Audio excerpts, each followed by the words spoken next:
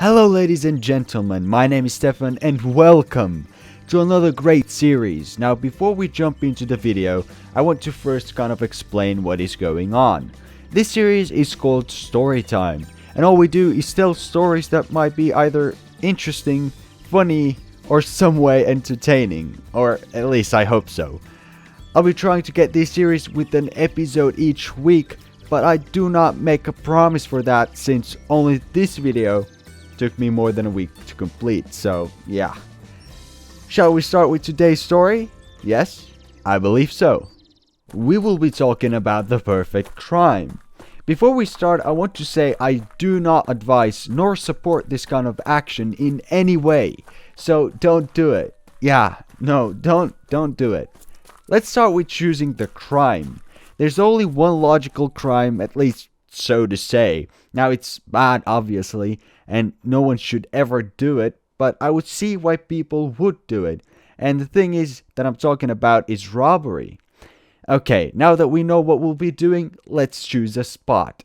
Now starting off with planet Earth. I mean obviously, since I don't think flying to another planet will be a successful crime.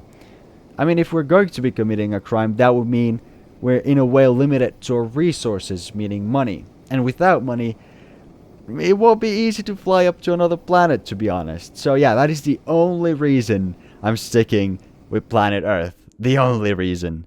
Well, actually, I guess you could go to Mars, pick a rock, fly back, and sell it for a couple of mil. Yeah, well, that's interesting. But even though this is hypothetical, we still got to keep it realistic, right? So that is why I went with a place located in the United States of America, and more specifically, Texas.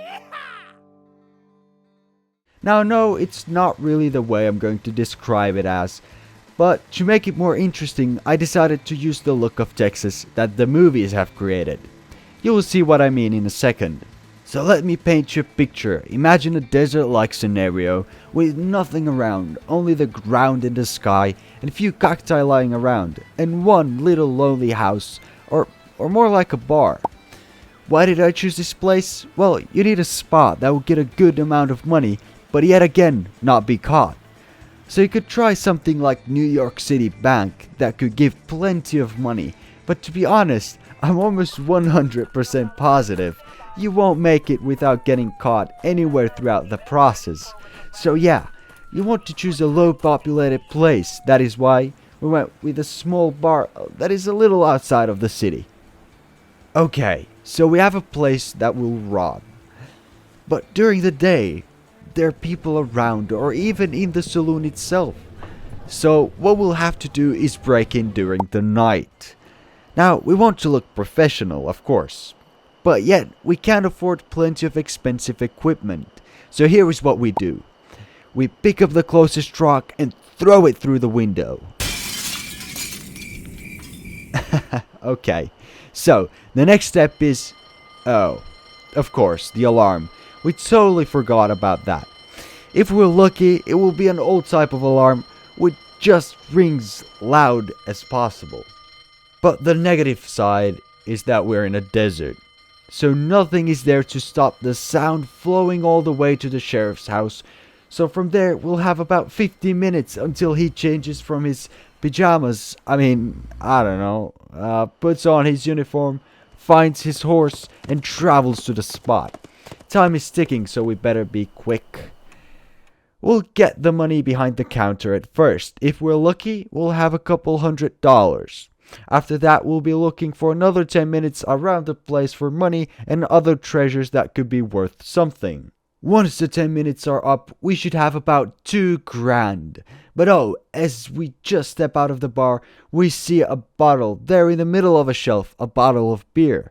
But no, not a typical one, no, but actually a special one that won't be found anywhere else. Yes, it is a Storytime special dark beer. We pick it up and carefully place it in our bag. Then what we do is go outside, hide around the corner, waiting for the sheriff to show up. After a few minutes, he should be there with his gun out, so we need to be careful. After he has entered the building to investigate the place, you should run for the horse, get on it and get away from there as fast as possible. You'll be out of there before anything could happen. With the $2,000 in the bottle, you'll run away to Mexico. From there, you're safe. Or as safe as you can be in Mexico. After you have sold the bottle, you should have done an estimate of $38,687 of profit. Okay, I hope you enjoyed this episode. Leave a comment down below of your idea of a perfect robbery, maybe? I don't know. Also, be sure to click that like button and subscribe to get notified when I upload new content. And as always, see you next time.